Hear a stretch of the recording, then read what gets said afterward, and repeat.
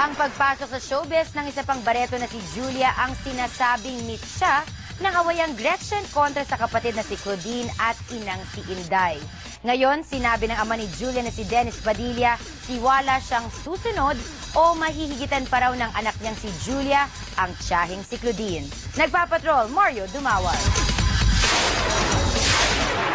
Kontrobersiya at kagandahan ang kadikit ng mga bareto sa showbiz. Pero ngayon pa lang, sa harap ng bago nilang family feud, magiging iba ang direksyon ng 16 years old na si Julia Barreto na ayaw magpa-apekto sa issue. I'm not in the right position. May makaka-answer niyan, it's my titas and my mom themselves.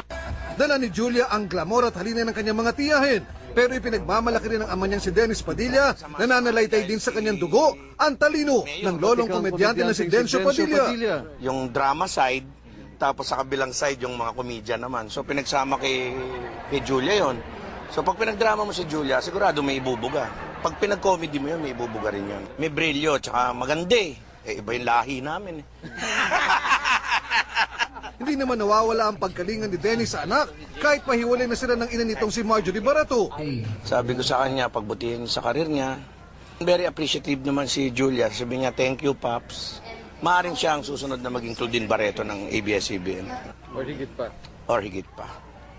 Kaya I'm proud and nakikita ko na kahit na sumikat yung bata, mababa yung loob.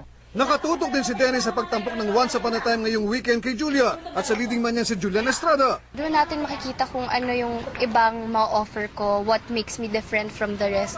I want to work with a lot of actors kasi. John Lloyd, Piolo, or Samuel. Ouch! Sa harap ng mga intriga sa showbiz, tiwala si Dennis, kikinang pa si Julia sa sarili niyang galing at pagmamahal sa trabaho. Mario Dumawal, Patrol ng Pilipino.